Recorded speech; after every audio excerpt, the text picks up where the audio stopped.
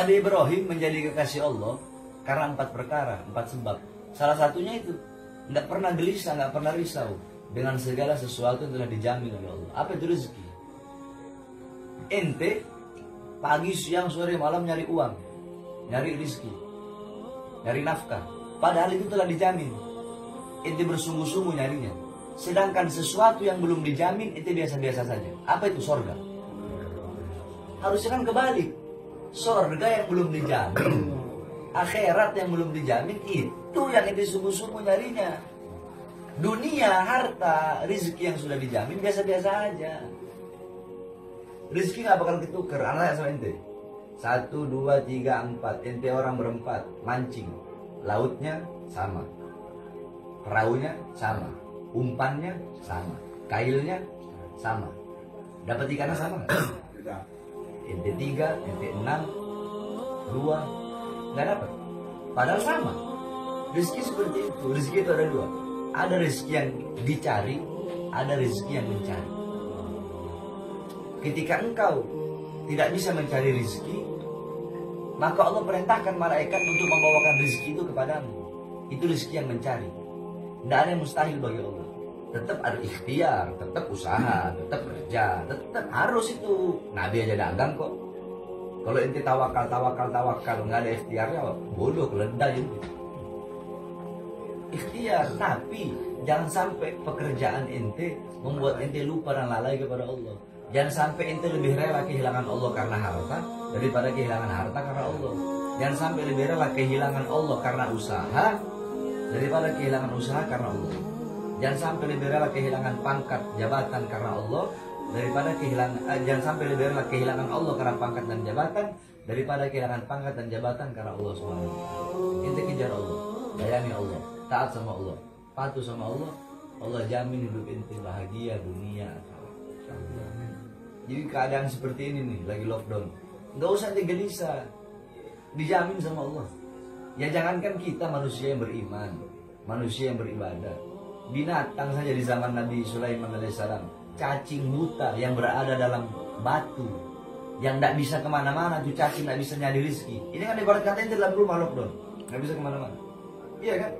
Nah cacing yang buta, yang berada di dalam sungai yang dalam, terus itu cacing berada dalam batu, dia buta, nggak bisa cari makan.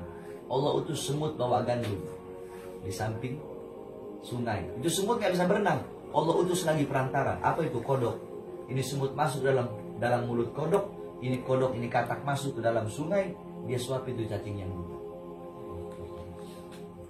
Kenapa? Karena itu cacing nggak bisa nyari rezeki. Sehingga Allah yang bawa rezeki. Itu orang dalam keadaan lockdown semua dalam rumah. Nah terus kalau rezeki datang dari Allah, kok bisa ntar masih hidup sampai sekarang? Nah emang dia nggak makan? Makan kok tetap itu. Minum tetap itu. Jadi jangan gelisah dengan sesuatu yang telah dijamin oleh Allah. Terus masalah corona, jangan dia takut sama corona, takut sama Allah. Tapi berhati-hati harus. Ikhtiar, berhati-hati, menjaga diri, ikhtiar, berusaha itu harus. Jangan tawakal, pasrah, hidup mati di tangan Allah. Bukan begitu juga.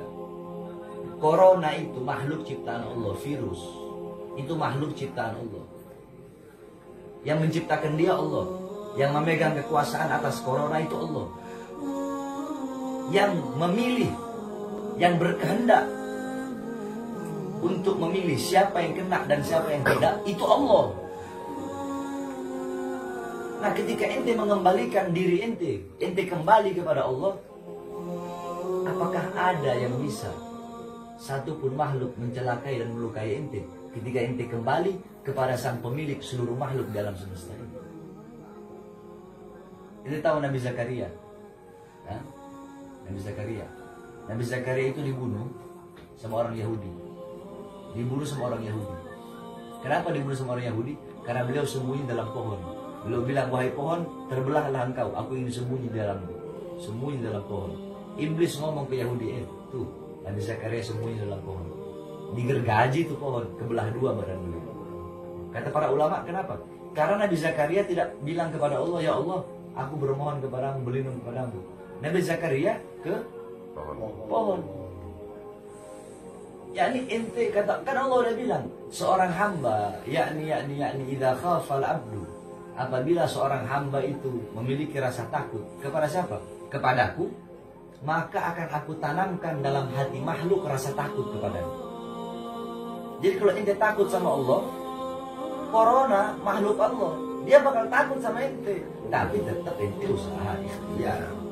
Jangan ente tawakal pasrah terus ikhtiar. Tetap tawakal, tetap ikhtiar, usaha. Usahanya ente apa? Pakai masker, itu usaha. Usahanya ente apa? Cuci tangan, itu usaha namanya. Sebab kalau ente nggak ikhtiar, langsung tawakal, salah. Ada step-stepnya. Nggak bisa langsung ente ketiga, 1, 2, 3 dulu.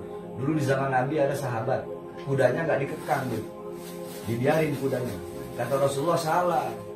Ketika Rasulullah tanya, kenapa kamu biarkan kuda kamu? Saya tawakal sama Allah. Salah. Ikhtiar dulu, usaha. Ikat kau punya kuda biar nggak hilang. Ikhtiar udah, usaha udah, baru doa, ya Allah jaga saya punya kuda biar nggak hilang. Ikhtiar udah, doa udah, baru tawakal. Kita mau corona hilang, hatamin kitab Imam Bukhari, Jami'ul Bukhari itu hatamin. Bikin berkelompok 40 orang atau berapa orang, hatamin kitab Bukhari. Kitab Bukhari itu bisa menghilangkan taun.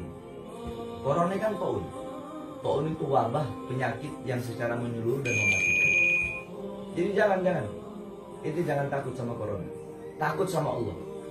Corona takut sama Allah. Tapi tetap harus waspada. Begitu aja. Sebab yang memiliki kekuasaan atas dia itu Allah. Ketika ente kembali kepada Allah, takut kepada Allah, maka apakah ada yang menjadi pelindung yang lebih baik dari Allah? Adakah yang menjadi penjaga yang lebih perkasa dari Allah? Hah? Tidak ada kan? Ini enggak. Gara-gara corona, ente orang jadi prasangka buruk sama orang. Gara-gara corona, orang nggak mau salaman. Padahal setiap salaman itu gugur dosa-dosa.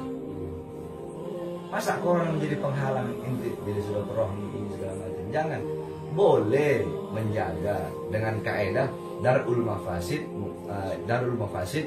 mugaddam ala jalbil masalih. Itu kaidahnya, yakni mencegah mudarat, mencegah keburukan, mencegah bahaya itu didahulukan daripada menyebarkan kebaikan. Tapi jangan lebay juga, berlebihan juga, saya mesti tutup. Ya kan bisa ikhtiar, bagaimana caranya?